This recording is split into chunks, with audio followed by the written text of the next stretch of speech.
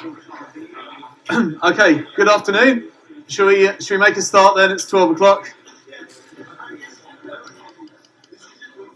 Thanks everyone. Let's make a start. Okay, so in this lecture we're going to continue talking about tracking. This is the third of our tracking lectures, and we're going to cover something called particle filter today, sometimes referred to as the condensation algorithm. This is a more robust kind of tracking algorithm than the previous trackers we've looked at, the nearest neighbour tracker and Kalman filter tracker. One of the reasons it's more robust is that it maintains what we call multiple hypotheses of objects and their location over time. So we'll see exactly what that means in a moment. Before I jump into this, I hope, well, you may not have seen, I emailed about 15 minutes ago about the lab this week. So in the lab this week, we're going to look at, just in brief, at a deep learning exercise using some convolutional neural networks. It's a topic I'm going to cover tomorrow. I just want to make sure that everyone has an opportunity before that lab on Thursday or Friday, whichever one you go to just try and log into the deep learning machine. I've sent out credentials in that email, and I'd just like everyone, just to remind everyone to try and log into that machine ahead of the lab, so if there are any issues with your login credentials, that I can sort that out in advance of that lab. Anyway, going back to the tracking then, the learning outcomes for today are, we're first of all going to just start with a brief recap on some basic probability, probably nothing more advanced than what you covered in college or high school, but it's important that we just go over it so everyone recognises some basic rules of probability around the product and sum rule, and how they can be combined to produce something called Bayes' rule, or Bayes' law sometimes referred to, which is the basis for Bayesian statistics, which is exploited as part of the particle filter. We'll then go on to talk about the particle filter, this more robust kind of tracking algorithm, and then that will complete our coverage of tracking for this course. So I hope by the end of this hour of the 3-hour sessions on tracking that you'll this situation where the teapot walked behind this pack of coffee here, teapot became occluded or hidden by that pack, and we saw that the Kalman filter was able to maintain lock on that object through its occlusion, through a combination of reasoning about confidence of the detections that are made in every frame, and also reasoning about the motion model of the object, which helps it predict that lock through the occlusion. But as I described last time, the Kalman filter still has one important limitation, which is that at any given time step, it's still coming up with one single prediction and confidence as to where the object is at any particular time. So if you recall with the Kalman filter, we were making a detection in the frame, which gave us a position and a confidence based on something like normalized cross-correlation. In fact, exactly like that in the teapot example. And we had the Kalman filter coming up with its own prediction and confidence, which would then combine through an update step in order to come up with a single best prediction and confidence at any single time step. But what if we were able to create more than one prediction at any time step? What if we could create a distribution of predictions across the frame, each of which had its own score, if you like, as to how good that prediction was? And instead of just carrying forward one best decision at every time, we could carry forward multiple predictions at any time. As we'll see, that will give us a much more robust tracking situation. So this particle filter algorithm we're going to cover today has this property of multiple hypothesis tracking. And we'll see that that allows it to become robust not only to occlusion, but also quite severe levels of clutter in the scene. So, let's hope these videos work. I know they don't, of course, so let's pull up the appropriate video in the laptop. Just give me a moment to get that up.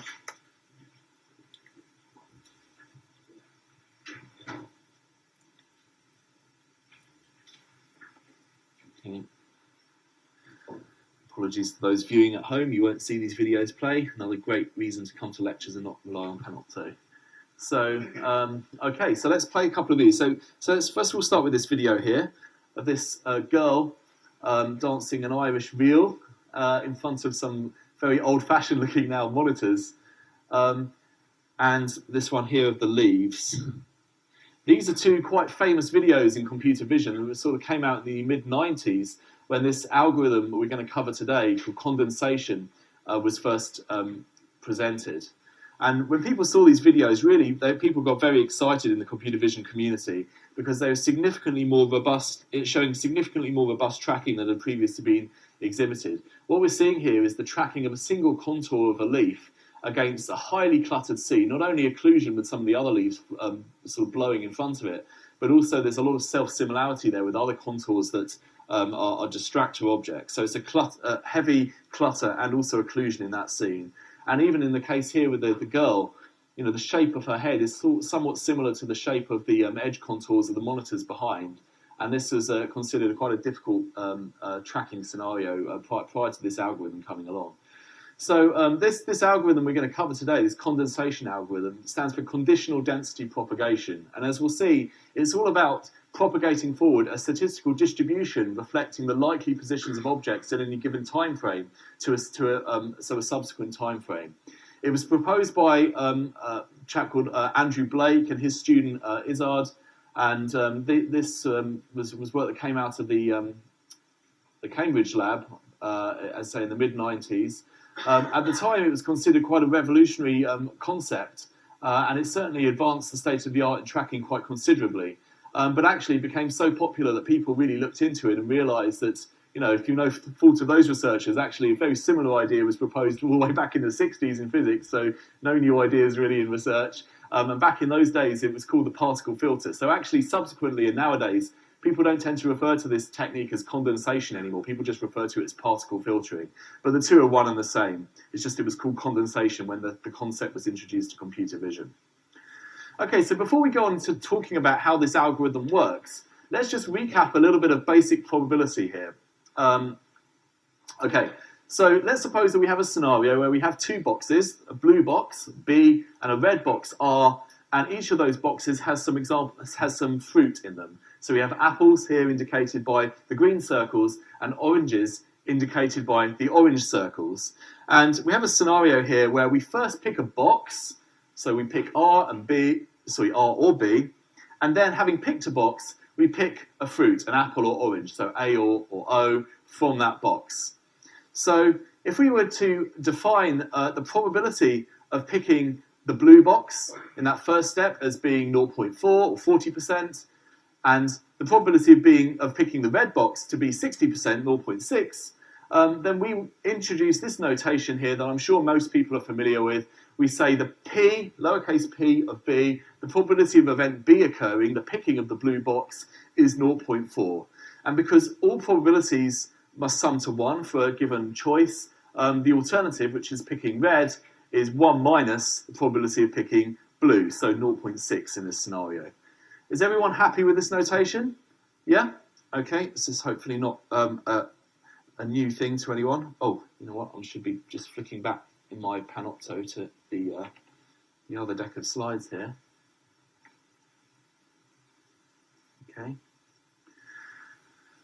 Okay, so having introduced that notation, let's introduce what we call the conditional probability notation.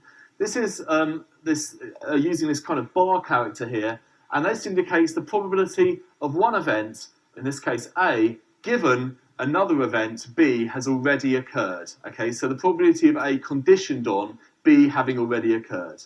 So in this case, the P of A given B, that's how we describe that. We say probability of A given B is 0.125, which means the probability of picking an apple, given that we've picked the blue box, is 0.125, which is 1 over 8, so 1/8. And we can all see why that's the case, because there's only one apple in there out of the 8 examples of fruit, and the other 7 are oranges. So similarly, if we're looking in the red box, which contains 1 apple and 3 oranges, we can see the probability of picking an apple, given that we picked the red box, the probability of A given R is going to be 0.25, so 1 over 4. Is everyone happy with that notation? And this arises from the construction of this simple scenario where we're picking a box first, and then we're picking an item of fruit. So this is the conditional probability. Okay, so using this simple scenario to illustrate then a couple of basic rules of probability, let's first of all look at the first fundamental rule of probability that we call the product rule. Okay, and this tells us that we can multiply the probability of one event occurring with another event occurring, assuming that those events are independent, so the outcome of one isn't reliant on the other. We can multiply those two probabilities together to get something called a joint probability of both events happening. So the probability of picking an apple from the red box then is the probability of us picking the red box in the first place, which is 0.6, multiplied by the probability of us picking an apple given that we picked the red box, which is 0.25. Does everyone see that? So this is the probability of picking an apple from the red box. And we write this as probability of, or P of A comma R. So that notation there with a comma there, and notice it's different to the previous page where we had the bar. The probability of A comma R means the joint probability, the combined probability of A and R occurring. Okay, does everyone see what that means? Yeah, it's distinct from the probability of A given R. This is just one element of that. So we've multiplied those two events together, the probabilities of those two events together, to give us this joint probability. And we call this operation the product rule. Okay? Is everyone happy with that? Okay. The other fundamental rule that we're going to look at is what we call the sum rule. Okay? And in this case, we're going to look at the probability of picking an apple at all from either box. Okay? So the two scenarios that we can end up with an apple in are the scenario that we picked the blue box and then we picked an apple from the blue box, or the probability that we picked the red box and then we picked an apple from the red box. So we've already seen using the product rule that the probability of getting an apple from the blue box, i.e. the probability of A comma B, is equal to the probability of picking the blue box first, multiplied by the probability of picking an apple given that we picked the blue box. So this element here is the product rule. This is just what we got from the previous slide. Okay, and then we're just doing the same thing here for the apples from the red box. So having got the probability then of A comma B and the probability of A comma R, we're going to add those two together, okay, to give us the probability of A occurring under any selection of the boxes. Okay, does everyone see how that's occurred? Yeah, so we're going to call that the sum rule. So those two fundamental rules, the product rule and the sum rule, really underpin a lot of the statistics that we do when we talk about these probabilities. So let's look at a slightly more generalized case where we've got a whole bunch of events occurring, maybe A, B, C, or D. So instead of having a red box and a blue box, maybe we've got 5 boxes now. We're going to call those A, B, C, D, or E. And maybe instead of having 2 types of fruit, we've got 3 types of fruit. Let's call those S, T, and U. Okay, and you can kind of put a grid together here of all the different joint probabilities that can occur. So the chance, for example, of picking a fruit S from a box E would be probability of S comma E. Remember that joint probability notation that we've introduced there.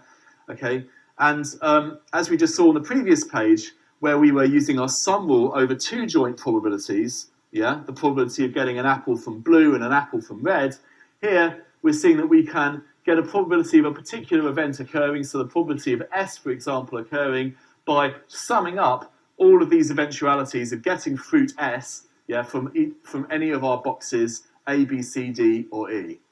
Does that make sense?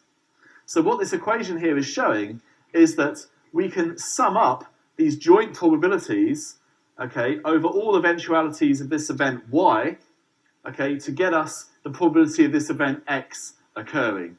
And the technical term for this in machine learning and probability is we say we marginalize over Y. So we're doing this summation to basically get rid of event Y in our equation. We're looking at basically all eventualities of event Y in order to calculate the likelihood of event X occurring.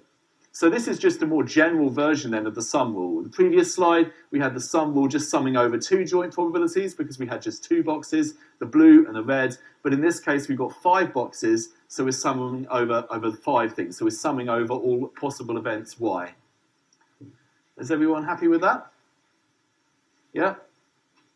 The other piece of notational kind of convenience that we're going to note on this slide is that when we write this joint probability, the probability of X and Y occurring, yeah, we can actually write that as P of X comma Y or P of Y comma X. It doesn't matter because it's just the probability of both of those things having occurred. Okay? Do stop me with any questions if any of this is unfamiliar. Okay, so let's see how we can combine these 2 basic rules of probability, the product rule and the sum rule, in order to come up with something called the Bayes rule, or law, if you want to call it that. Okay, so here we just summarize then the product rule and the sum rule. These are just reproduced from the previous slides I've shown you, and also this in the star here also summarizes previous property of the joint probability that you can change its variables around in this way. So if I were to write down the product rule, that P of xy is equal to P of y given x multiplied by P of x, we note then that we can exchange these variables, and this just means the same thing. Yeah? So therefore I can write that P of x comma y equals P of y given x P of x is equal to P of y comma x. I'll just swap these round, these are the same thing. But then I've swapped the variables in here as well to give me this equation. Yeah? So this tells me that this equals this. That's what I've written here on the third line. Okay? Everyone following? Yeah? So if I divide by P of x, then I end up with this equation here. Yeah? And this equation is what we call Bayes' law. And this is a very useful equation because it gives us the probability of y given x in terms of the probability of x given y. So it almost lets us kind of invert the order of the events, providing we know something about the probability of y occurring in isolation and the probability of x occurring in isolation. So this is what we call Bayes' law, and it's the foundation of what we call Bayesian statistics, which, as I say, gets exploited for this particle filtering technique and many other things as well. So before we go into the particle filtering, we'll look at an application of this. Has anyone got any questions on this at all first? Yeah? Have we derived that? Okay. So let's look at a basic application of this. Forget about computer vision for a moment. Let's imagine we've got a medical diagnosis scenario. Okay, so we're thinking about a patient that goes to the doctor and has a blood test, you know, it's a blood test that somehow indicates whether they're likely to have cancer or not. So patient, we're looking at two events here. We're looking at event A, that the patient has cancer. Okay, and we're looking at event B, that a blood test that the doctor administers is positive. And the idea is that this blood test is somehow indicative of whether the patient has cancer or not. So obviously the question the doctor is interested in is, okay, my patient's come in, they've had this blood test, it's come back positive, does the patient have cancer? So in other words, the doctor is interested in answering the question, probability of A given B. That is the probability of the patient having cancer given that a positive blood test for cancer has come back. Yeah? In other words, the probability of A given that B has occurred. Does that make sense? Okay? So that's what we want to calculate. Now let's introduce some facts here that enable us to exploit Bayes' law to answer that question. Okay, and by the way, these numbers are just made up, so nobody kind of panic or anything if you see these numbers. Okay, so let's say, first of all, the probability, let's say the statistics are that 0.5% of the population has cancer. I'm sure that that's a way too large statistic, but you know, for the purpose of this example. So we're going to say that the probability of A occurring is 0.5%, so 0.005, yeah? Okay, and we're also going to say, fact two, that this test works 99% of the time. Now, what do we mean by that the test works 99% of the time? We mean that 99% of the people with cancer will trigger a positive result on this test. So when this test was developed by the pharmaceutical company, they recruited a whole bunch of people that had cancer, and they administered this test, and the test showed positive 99% of the time when tested on all those people that had cancer. Does that make sense? So the probability then of B given A, so given a patient with cancer, they've administered this test, and it shows up positive 99% of the time. So the probability of B given A is 99%. Yeah? This is the only way we can test the efficiency of such a pharmaceutical test. Okay, we've got to go and find some people with cancer, administer the test, and see if it shows positive. The third fact that we're going to introduce is that this test also has a characteristic that says it returns a positive result in 10% of all cases. Yeah. So they've also tested this out on a bunch of people, some who had cancer, some who had not, and they found that the test is going to give 10% positive response in any case. So the probability of a positive response for the test, independent of anything else, is 0.1. Right. So given these facts, P of A, P of B given A, and P of B, what is the probability that the patient has cancer? The probability of A given B. Do you want to just take a minute to try and work that out with a calculator on your cell phone or something?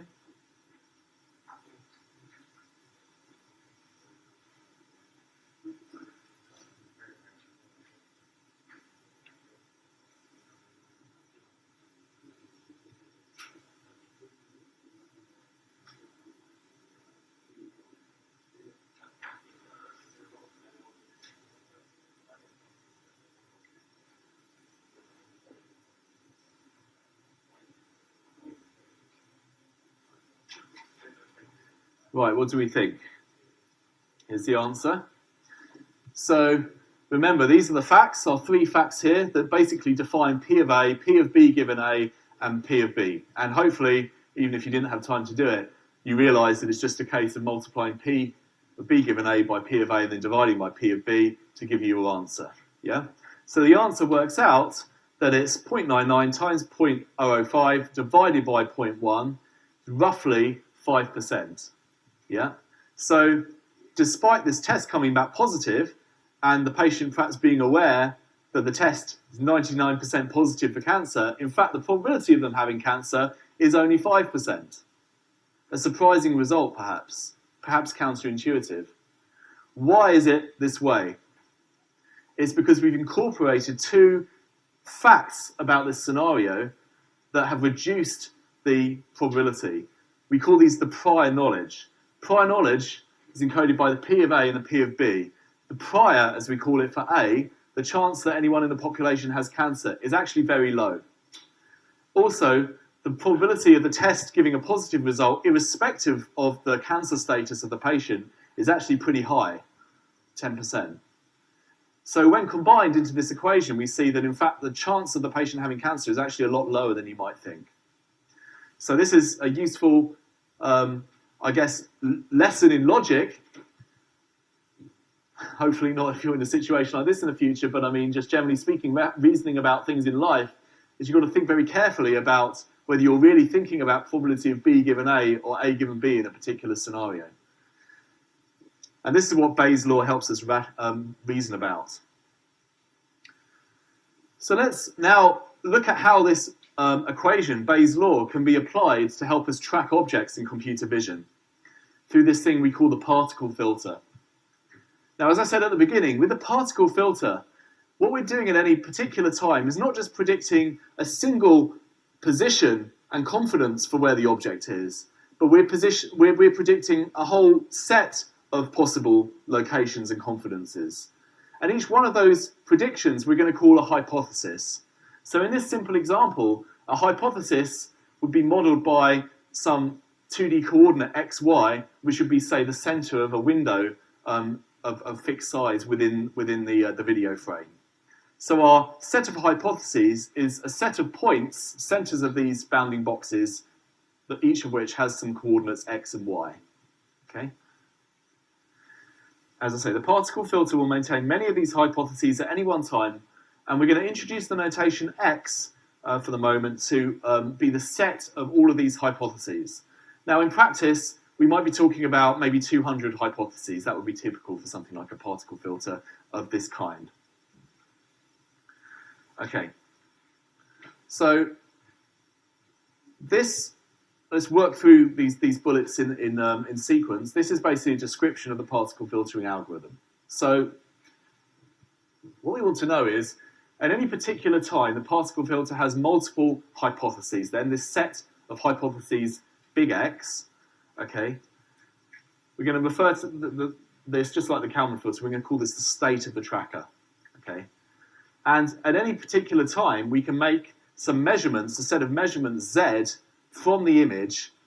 Specifically, we can measure the evidence for each hypothesis, and we're going to call a set of those measurements for each hypothesis Z. So what we're actually measuring then is given a hypothesis X, what is the chance what is the measurement we can make from the image of that hypothesis X. Yeah? Probability of Z given X. So the way we're going to do this is using one of our tried and tested detection methods we talked about in previous lectures. So for example, we could do a cross-correlation. Okay? Remember that for a particular hypothesis X, we have just a location somewhere in our image. We can look at the window around local to that point and cross-correlate that patch of pixels with a template that we've cut previously, which might contain our teapot, for example, to see how close the pixel values are to our template of a teapot. So this would be how we calculate our P of Z given X. But in order to apply Bayes' rule, we need to know a couple of other things. We also need to know the likelihood of that hypothesis X being the object in the first place. Okay? So this is independent of the evidence in the image, which is our Z. And the way that we model this, what we call prior information about a hypothesis X, is we carry forward probabilities that we've computed at the previous time step. Okay? So, for example, if in the previous time step we had a hypothesis that was, say, here in the image, and then the next time step we're looking at a hypothesis here in the image, and we're saying, well, how likely is it that this hypothesis is the object? Well, it's the probability of how much the pixels underneath that hypothesis look like the object, multiplied by the likelihood of that location being the object's location, which is somehow correlated or linked to the location of that object at the previous time step. If it's here, if it's quite close by, then it's going to be high. If it's quite far away, it's going to be low. Yeah? So that's the prior information that we're modeling at any particular time. We also need to know, or maybe we need to know, let's come back to that, we also need to know is P of Z, which is the probability of us making a measurement Z in the first place. So the probability, ultimately, of a particular patch of pixels occurring in the video frame. Now, this is a very difficult thing to come up with a definition of. What is the probability of me capturing a particular set of pixels in the world, in life? I don't know, we can't really answer that question. But fortunately, in the particle filtering algorithm, as we'll see, we don't actually need P of Z, because what we end up doing is ranking the hypotheses in order of their likelihood.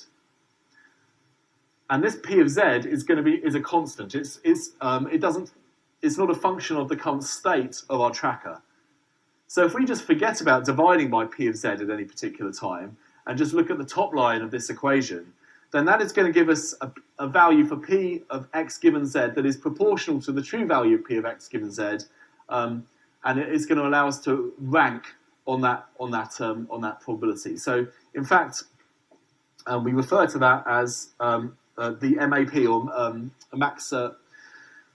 maximum a posteriori probability, or we just call it the posterior probability for shorthand.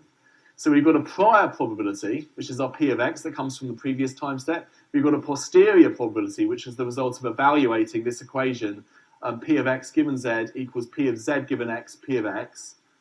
So the posterior probability is P of X given Z. It's just given by the product of those two quantities. Yes? Yeah. Right, exactly. So, yeah, because we're not dividing by P of Z, this will not necessarily be a probability, it's a likelihood, yeah. That's absolutely correct. So as we'll see, I haven't talked about the algorithm fully yet, but as we'll see, we end up only caring about ranking the hypotheses at any step, not actually getting that absolute value. Okay, so let's now look at how the algorithm works. As we said, the particle filter maintains many hypotheses at any one time, and at each frame, we're interested in how good each probability is based on the pixels underneath each of those hypotheses, which is this cross-correlation operation, yeah? So we can evaluate that based on the pixel information in the image. We also have, for every hypothesis, how likely that hypothesis is in the first place, this prior information, that's P of X.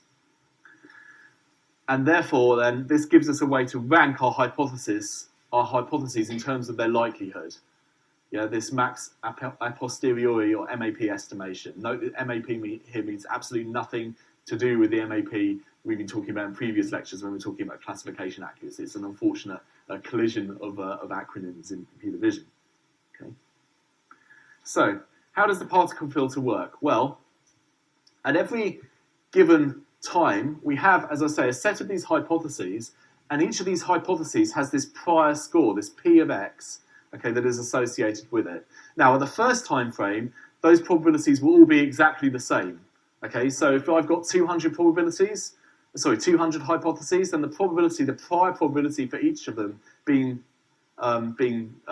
correct is going to be 1 over 200. Okay, they're just going to be uniformly initialized. But as we'll see, as the particle filter progresses over time, these priors are updated to something a little bit more useful. Okay, but we initialize them uniformly. We're going to say at each time step n of these hypotheses are kept. As I say, typically n will be about 200 in a typical implementation. And what we're going to do is, for a given time step, we're going to carry forward or select hypotheses from the previous time step based on what we call a stochastic process. How many people have come across this term stochastic process before? Yeah, a couple of people. Okay, so a stochastic process is like a random process that is biased in some way to some information. And the information that we're going to use is this prior probability. So if these hypotheses at the previous time step, what's been indicated here on the left-hand side by these boxes, is indicated by these numbers inside the boxes, what we're going to do is select stochastically, with a bias to this prior score, hypotheses to carry forward into our next frame. So, for example, we're very likely to select the hypothesis here that has probability 0.8, but we're very unlikely to select a hypothesis that has the probability, say, 0.1. Okay, so let's suppose that I need to create my n hypotheses for my next time step. I'm going to select then n hypotheses with replacement from the previous frame. So I might select 0.8, I might select 0.7, I might select 0.1 even. It's unlikely, but I might do it. And I'll keep doing this until I've selected a whole bunch of these hypotheses. Specifically, I've selected n hypotheses. So I've always got a constant number of hypotheses for every frame. Yeah? Note that I may have selected the same hypothesis twice. So as we'll see in this animation, in fact, what's happened is the hypothesis with the probability 0.8 has been selected twice. Okay? It's selection with replacement. So that's the selection step of the particle filter. The next thing that happens is we update the position of those hypotheses according to some motion model. So, for example, if we know that a particular hypothesis has been moving in a certain direction, we'll update its location according to that motion model. And we'll not only make an update according to that motion model, we'll also add a certain amount of noise, or jitter if you like, to the location of that hypothesis in the frame. So, for example, you see here we selected 5 hypotheses. We selected the one that had the probability 0.1, we selected it once, and the other 2 hypotheses that had probabilities 0.8 and 0.7, we've selected them twice. Okay, we've moved them according to their motion model, but we've also added a little bit of noise. So actually, those hypotheses, those 5 hypotheses, have all ended up in different locations. Yeah? This adds a little bit of diversity into this population of hypotheses that we've carried forward from the previous time frame, which is quite important, as we'll see later, to the robustness of the tracker. So does everyone see what's happened here? Just to recap, at any given time, we've got n hypotheses, let's say 200 hypotheses. And our task, when we're tracking, is to carry forward 200 hypotheses from the previous frame by sampling from that previous frame. We sample the hypotheses stochastically with a bias to the prior probability or likelihood that that hypothesis is the object. These are the numbers that have been in white here that have been written inside the hypotheses. We do that selection with replacement. So it's possible, that a likely hypothesis, like this 0.81, gets selected multiple times, whereas a probability with a hypothesis with probability 0.1 might get selected only once or maybe not even at all.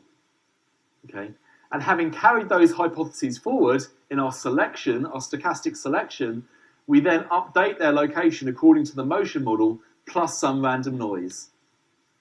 Does that make sense? By the way, how can we do this selection process? A typical way that we would do it is we take all of these probabilities and we would, so all of these prior probabilities for these hypotheses, and we could write them all out in a big long number line. So for example, we could create a number line where we got 0 to 0.1 is this hypothesis, and we've got a section of the number line which is 0.8 wide, and a section of the number line that's 0.7 wide. So the whole number line ranges from 0 to in this case 1.6.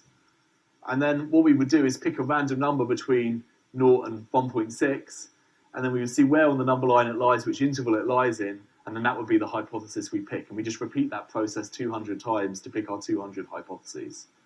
Does that make sense? That's just a practical kind of implementation trick we use to do this. So having selected our hypotheses and then updated their location, what we're then going to do is measure the likelihood of that hypothesis based on the underlying information.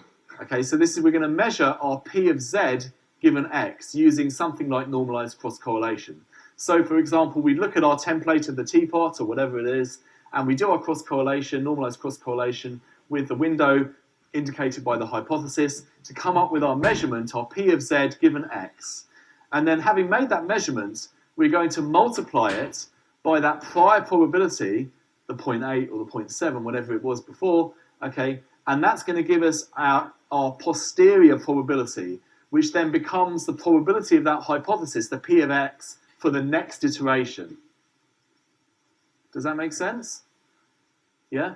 So this number here is the product of the previous number multiplied by the measurement we've made based on the pixel information in the image. That's allowed us to update the prior for that probability, which is the posterior probability for the current frame, but it will become the prior for that hypothesis in a subsequent frame. Does that make sense? Yeah? And then, having done that, we just keep, that's one iteration, we just keep on doing that for the rest of the video, the rest of the time steps. Does that make sense? So at any given time step, we don't have a single guess as to where the object is. We have a population of hypotheses, each of which describes a possible location for the object, along with the posterior probability, the likelihood of that object at any particular given time. Does that make sense? Do you see now why it doesn't matter that we don't have a probability, our prior for P of Z, because we're selecting these hypotheses stochastically based on their footprint on that number line. Yeah, it's based on the relative proportion each of those takes on that number line that we select them in that stochastic process.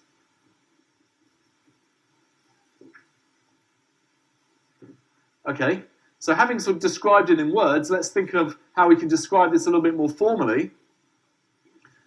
We'll change the notation here to something a bit more formal. Let's suppose that we have n hypotheses, and each of those hypotheses now, we're going to introduce this subscript notation, where the first element of the subscript indicates which hypothesis it is at a given time, 1, 2, 3, all the way up to n. And this subscript, the second part of the subscript t, indicates which time step that hypothesis is from.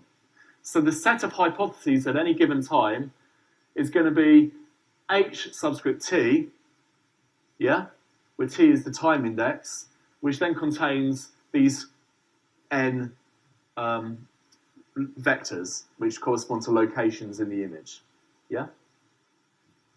Each of those hypotheses, each of those n hypotheses, has a prior probability associated with it, which is the probability of that hypothesis, p of that x subscript index, comma, time. Does that make sense? Nothing clever here, it's just a different bit of notation here, just to make it a little bit more formal. Okay, and the algorithm then is this process of creating a new population of these hypotheses, our h t plus 1, okay, by sampling from here and then updating these prior probabilities. Okay, so the sampling occurs n times. So we're sampling from this set n times to produce our n hypotheses. Oh, question, yeah.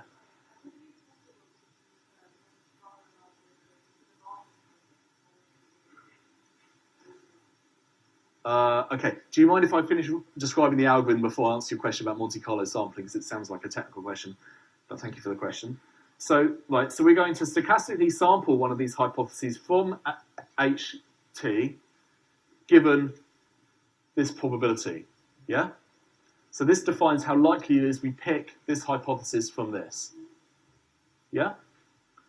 We're then going to update that hypothesis' location, the vector and this coded by this hypothesis, according to the motion model that we've learned for each of these hypotheses, plus a little bit of noise to jitter its location.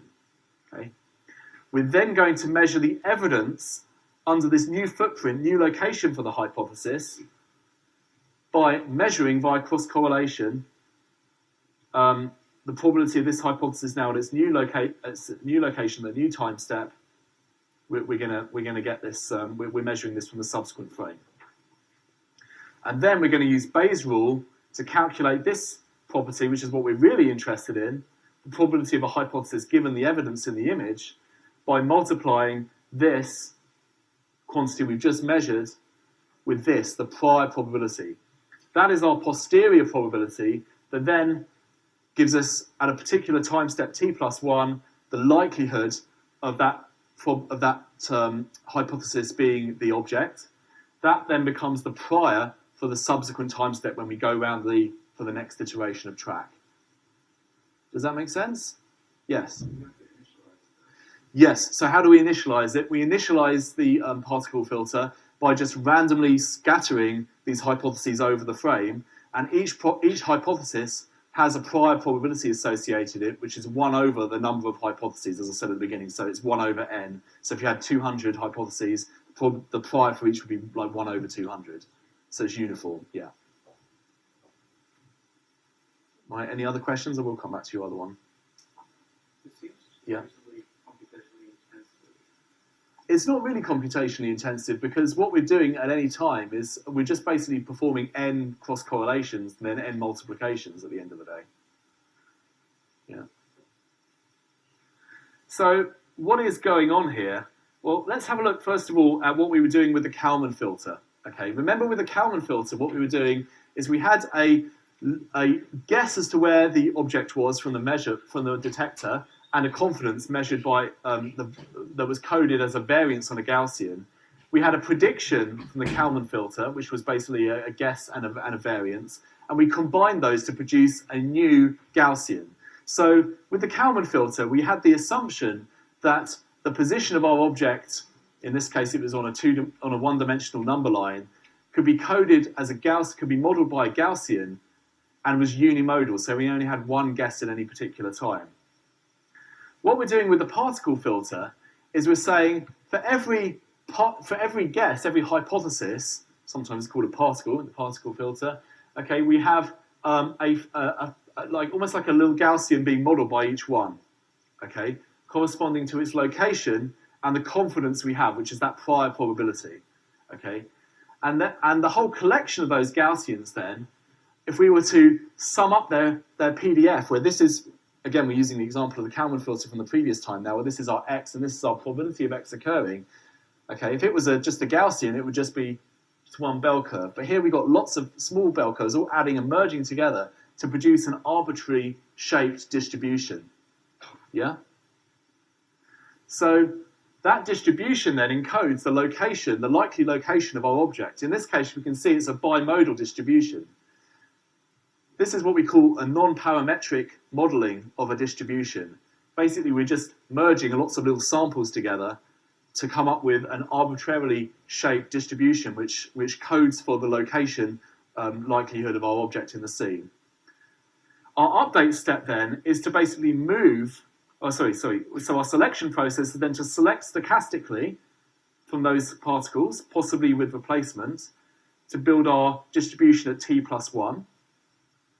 We're then going to shift that distribution according to the motion model. And then we're going to just add some jitter, some noise, which effectively will just spread out that distribution a little bit. Yeah? You see what's going on here? Then we measure each of those hypotheses based on the underlying image information in order to calculate our new distribution, the height, if you like, of each of those samples, which gives us the shape of our new distribution at t+1, and so on.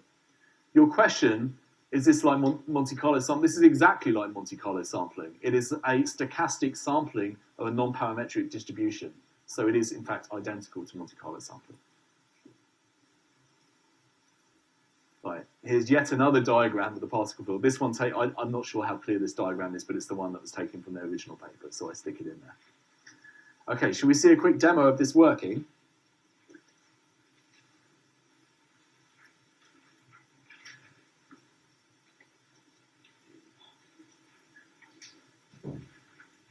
So in this demo, we've got a helicopter, a radio-controlled helicopter that's being flown by an operator, and each of these blue crosses indicates a hypothesis coding the possible location of this helicopter. The red in there is the maximum of those hypotheses, yeah, which is the most likely location, the most likely hypothesis. And it's just been traced out there in red to kind of show a track. Now, what you'll see at some point is that the guy will occlude, or something occludes the helicopter. This goes up to about frame 400. Usually runs a bit faster than this. Apologies for that.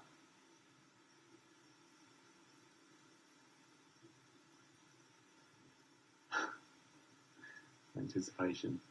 So what will happen when this helicopter gets occluded is that these hypotheses now, when they are evaluated to get their posterior probability, there won't be as much evidence from the cross-correlation operation to support them. So what that'll mean is like poor hypotheses like this, sort of for some reason ended up getting quite a high score, they will be proportionately better scoring than, if you like, the true hypotheses, the ones that we know from looking at it is the helicopter, because the algorithm doesn't see this. So what that means is poor hypotheses during occlusion will get reinforced, which will cause this cloud of points to scatter and distribute more broadly across the frame. When is this going to happen? And what that means is those hypotheses, oh, here we go. Right, let's watch his head. Oh, okay. It's scattered a bit, not as much as I'd hoped, actually. Yeah. Problem is, every time I run this, okay. So in fact, that was a really good lock. But sometimes they scatter a lot more. I guess it's stochastic sampling, so it's one of the mill. Okay, but then what would happen is, say, if we had another distracting object over here that looked a bit like a helicopter, that would start spawning more and more hypotheses, because they would get sampled from more and more as they became relatively more likely versus the hypotheses over here that had less evidence. So that would allow us to maintain multiple hypotheses, and then the ones for the true object would like kind of scatter out. And then as the true object kind of appeared from occlusion, these hypotheses then would become more reinforced. These other ones would die out, and we'd end up re-establishing lock on that object. So the idea then with the particle filter is it enables us to track through occlusion more robustly than, say, a Kalman filter would, because we maintain these multiple possibilities at any particular time.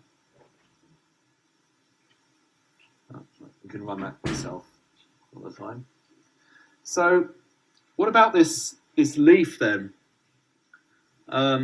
How was this? Well, has anyone got any questions first of all on that process? Yeah.